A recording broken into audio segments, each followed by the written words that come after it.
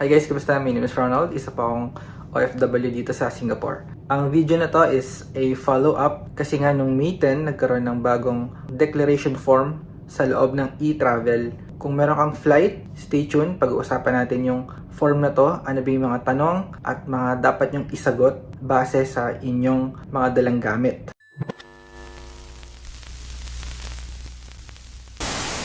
Welcome back. Kung di ka pa nakasubscribe, please do. Marami tayong mga online tutorials, useful video para sa mga travelers, and especially for OFW. Bagong baggage declaration form and currency declaration form ay matatagpuan nga kapag nagsagot na kayo ng e-travel, arrival, or departure. Para magawa nyo to, kailangan mag-login kayo sa e-travel gamit yung account nyo sa etravel.gov.ph or yung account nyo sa eGov.ph app. So, di ko na mapapakita guys yung tutorial sa e-travel. It will be in a separate video. Okay, first, pag-usapan muna natin yung mga travelers, residents, arriving in Philippines. Baggage declaration and currency form. Okay, sabi rito, anytime guys, pwede raw silipin ng customs yung check-in and hand carry natin.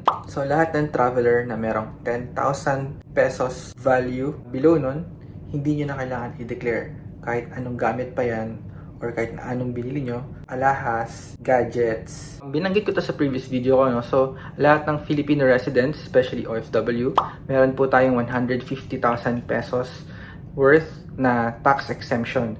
So, ibig sabihin, ito yung mga personal na gamit natin na nagkakahalaga sa 150,000 tulad ng mga household items. Ito yung mga gamit sa bahay, appliances, TV, cellphone, damit. Tatandaan nyo, meron tayong dalawang quantity. Personal quantity, ibig sabihin, hindi siya lalagpas sa konsumo nyo kung paano nyo gamitin. Kunyari, may dala kayong shampoo or may dala kayong cellphone, at least 2 to 3 pieces lang. So kapag lagpas na sa personal quantity, magfo-fall na siya under ng commercial quantity, which is yung pangbenta or pang business. Yun, kailangan nyo i-declare at bayaran ng tax.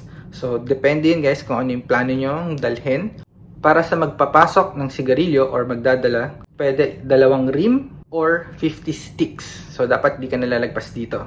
Sa tobacco naman, pipe tobacco, 250 grams, 2 bote ng liquor. So, dapat hindi siya lalagpas ng 10,000 pesos. So, anything na lumagpas ka sa 10,000 pesos, magbabayad ka na ng tax.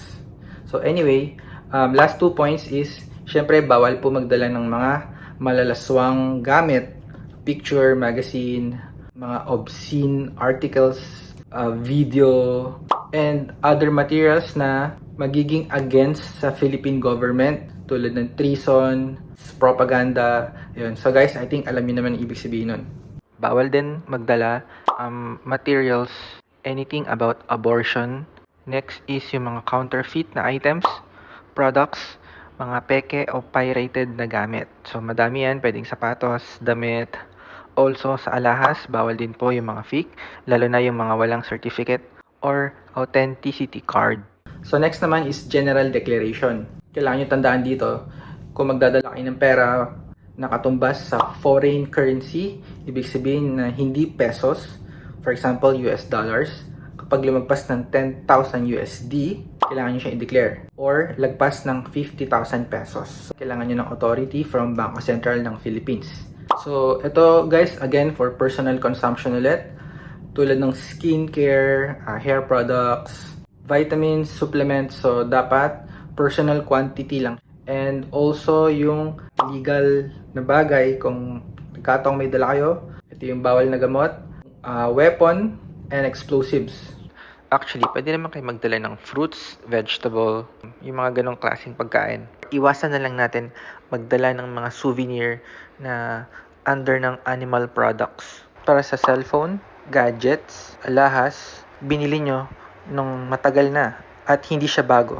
Yung mga personal items nyo, kapag hindi lalagpas ng 10,000, okay lang kahit hindi nyo i-declare. Pero sabi kasi dito, kapag lumagpas siya ng personal quantity, dapat nyo siyang i-declare. So for currency, parang inulit lang naman yung mga kailangan nyo tandaan dito. Okay, so next naman tayo. Sorry, kung wala pala kayong dalang gamit, pwede nyo naman piliin no. Kung meron, syempre pipiliin nyo yes. Dito na tayo sa customs declaration. i-declare nyo naman kung may kasama kayo sa group na 18 years below or above 18 years old.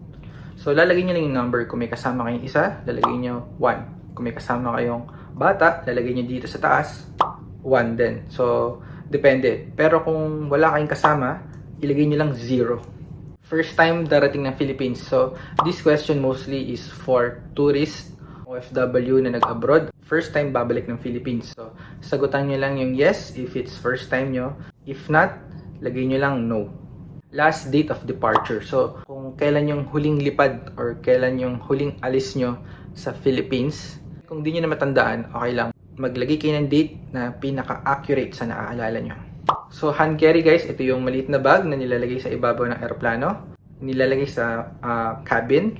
Yun yung hand carry. Yung check-in naman, ito yung maleta. So, press next. So, kung natatandaan yung in-explain ko kanina, kaya nyo nang sagutan to. 1,000 USD and above or 50,000 pesos and above, kailangan nyo i-declare. Kung wala naman, you can put 0.